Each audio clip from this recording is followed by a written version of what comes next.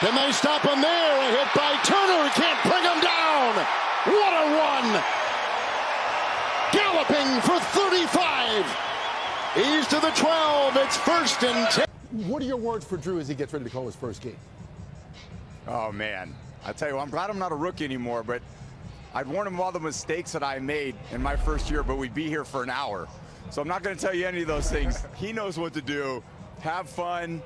Just enjoy yourself, and don't read all those social media comments after. Look at the backfield. Another one blocked. Look out. Allen gets out of there. He floats it. Ill-advised, and it's picked off.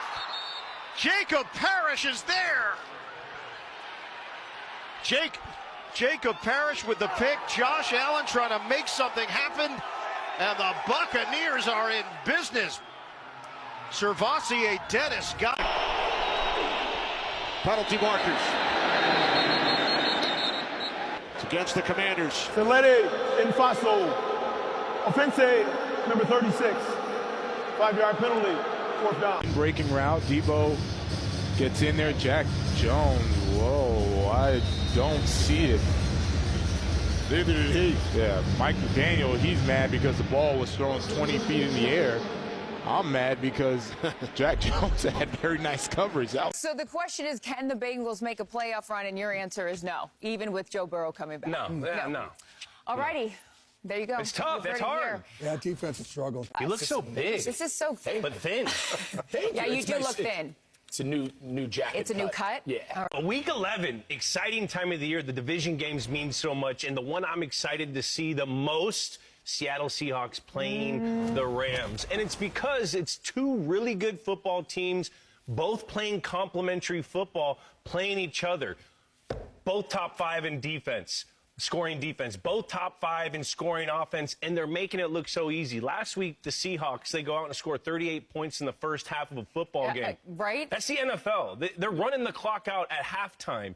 And then 3 weeks for Matthew Stafford, he's got 13 touchdowns. These teams are playing well. They're playing mid-season form. They're well-oiled machines, complementary football. This is exciting football. Obviously, there's two different lines of thinking that, I talked to Joe Shane, their general manager, about this week. Obviously, the first way is, hey, do we get a guy to come in and develop our quarterback?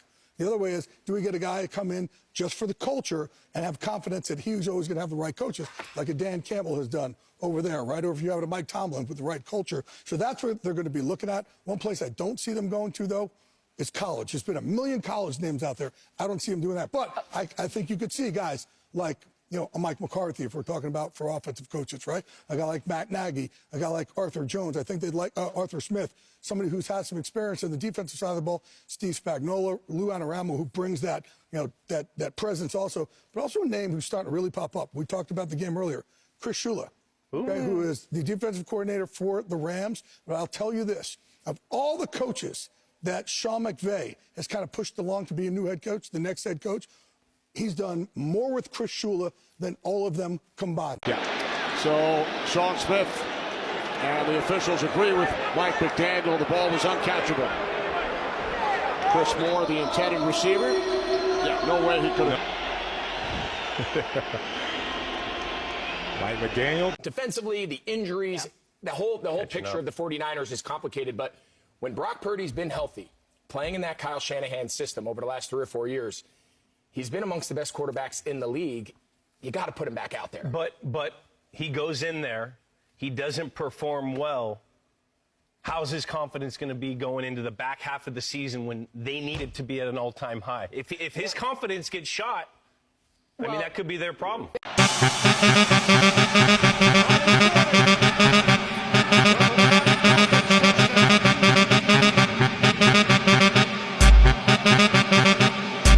I think their future looks muddy.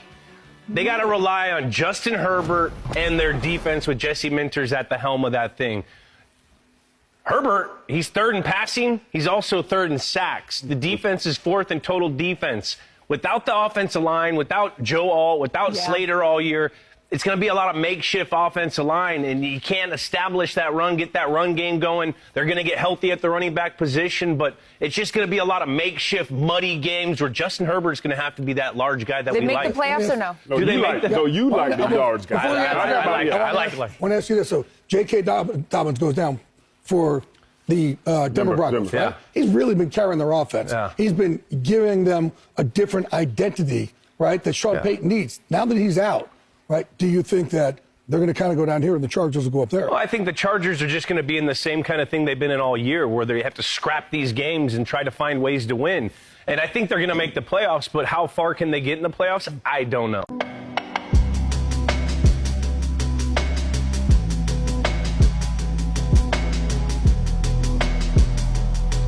The one guy who does it best, but the team just can't get together. Miles Garrett. Miles Garrett. There's no one like Miles Garrett. He's one of my favorite, most What dominant. makes him so special? Because he can do everything. He for a guy that his size and of his strength, he can power over you. He can beat you around the edge. He opened at the hips like a Derek Thomas used to do, which was always Show me what you mean. Show, like, you want to show me? Yeah, show me what you mean. You know, to go up the field and then to be able to open and come inside or outside. He has the ability, like most big guys don't, to really get a clean up the field and a really clean underneath. Most guys, you're a little stiff in the hips. Got it. So Okay. but his strength and everything, no one like him. Michael Parsons is special. T.J. Watt is special, but I don't think there's anybody like Miles Garrett.